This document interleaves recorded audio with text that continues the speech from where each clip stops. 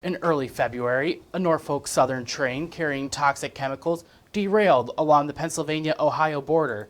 Nearby communities have been impacted by the derailment while the cleanup continues there. Other communities along our railways are growing concerned they too could be at risk of a similar derailment. Our Washington, D.C. correspondent Rachel Knapp spoke exclusively with the Department of Transportation Security, Pete Buttigieg, on these issues. The fiery Norfolk Southern train derailment in February caused chaos and concern in nearby Pennsylvania and Ohio communities. They were left to deal with toxins and chemical concerns and a cleanup that still continues to this day. I'm terribly sorry for the impact this derailment has had. While the CEO of Norfolk Southern has promised to clean up the mess, the crash left a huge gap in people's trust and confidence in our railways.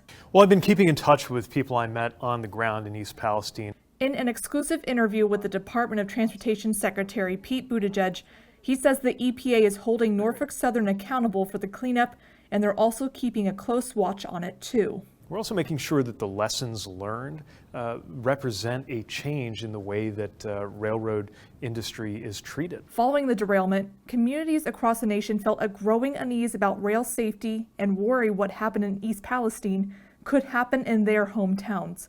We asked Buttigieg what the department is doing to remedy that. We've taken a number of actions, including stepped up safety audits, focused inspections, research on safety technology, and regulatory action to keep communities safe that live along railway lines. And I know how that feels because my own hometown had a lot of railway lines going through it. And it's so important to make sure communities are protected. Now, there are a lot of measures that are part of why we've seen railway accidents down compared to decades ago, but there's a long way to go. He's now turning to Congress, advocating for legislation that would enhance safety procedures for trains carrying hazardous materials, support for communities impacted by rail disasters, and making rail carriers pay for their wrongdoing. I have said directly to the CEO of Norfolk Southern that they should be supporting this bill, not fighting it.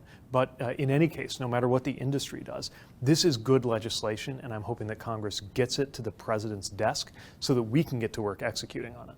Buttigieg is also slamming the recent Republican budget proposal, saying it would slash railroad safety inspections. This is no time to be cutting back on safety inspections, and I'm hoping that those House Republicans will reverse course and actually support us on the safety work. In Washington, D.C., Rachel Knapp reporting.